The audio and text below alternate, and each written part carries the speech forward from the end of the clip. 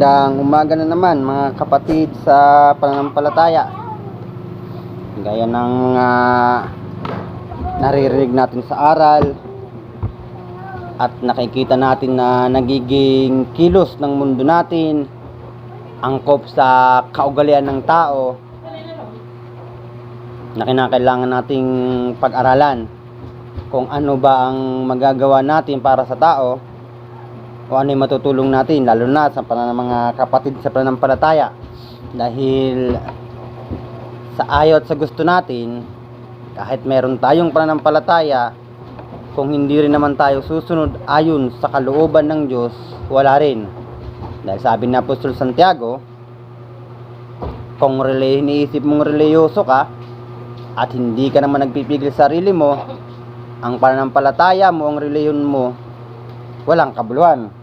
Doon yun sa harapan ng Diyos.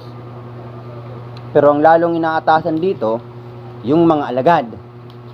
Ang problema, sa panahon natin, hindi naman lahat ng alagad lumitaw eh. Kung narinig nyo kanina yung sinabi ng isang kapatid, na hinula ni Apostol San Pablo, binigay na payo kay Timoteo, na darating yung mga panahong mapanganib. Nangyayari na nga kay panahong mapanganib. Oo, nakita niya yan noong mga panahon ng kanyang pangangaral, na reliyon sa reliyon may mga alitan,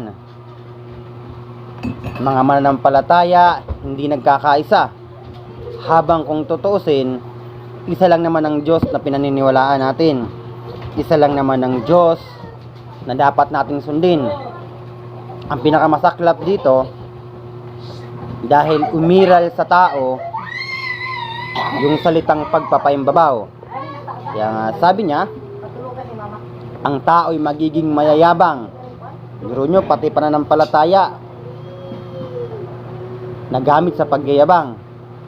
Kaya tuloy ang tao, dahil sa kapabayaan ng mga mangangaral, hindi na nilingap pa yung tinatawag na payo ng Diyos. Paano nga kasi? Akala ng tao, basta sumampalataya, ligtas na. Habang hindi alam ng tao, o baka hindi naisisay sa tao, na ang pananampalatayang yan ang magiging dahilan para ang tao mabago. May mga batas na ginawad dyan ng Diyos. Isa na dyan yung disiplina. Kaya nag-aaral tayo sa material para magkaroon tayo ng disiplina, yung pakikipagkapwa-tao sa pagiging bata. Ngayon, dahil pag tinaglay natin yan at babasok na tayo sa salitang pananampalataya, taglay dapat natin yan. Ang problema, dahil sa kapabayaan ng mga mangangaral, sa kapabayaan din natin, lumakad tayo na para bang walang Diyos. Kaya mula noon hanggang ngayon, baka hanggang sa darating, hinahanap pa rin ng Diyos yung mga tao na maka-Diyos. Yan ang sinabi niya sa aklat ng Malakias 2:15, na hinahanap ng Diyos yung mga taong maka-Diyos. Ano kasi ang mga lakad nitong taong mga maka-Diyos?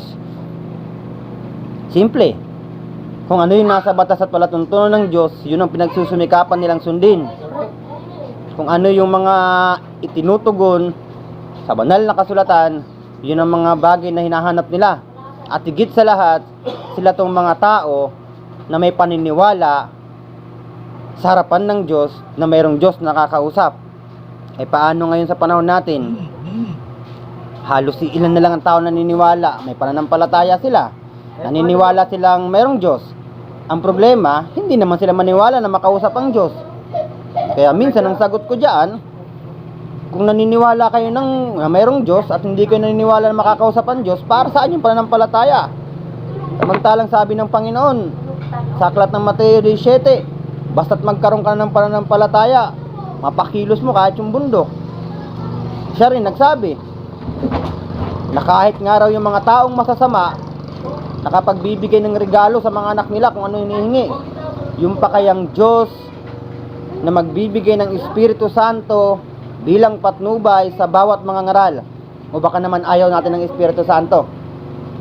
Kasi itong Espiritu Santo, siya tong ipinangaral din ng Panginoon, na para bang isang pintong makipot Kasi hindi basta-basta papasa sa harapan ng Diyos o sa harapan ng mga banal na espiritu yung mga mangangaral na mapagpaimbabaw.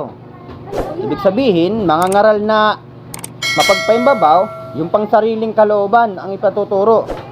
Yung pangsariling kasikatan na makapagsalita lang, may pakilala.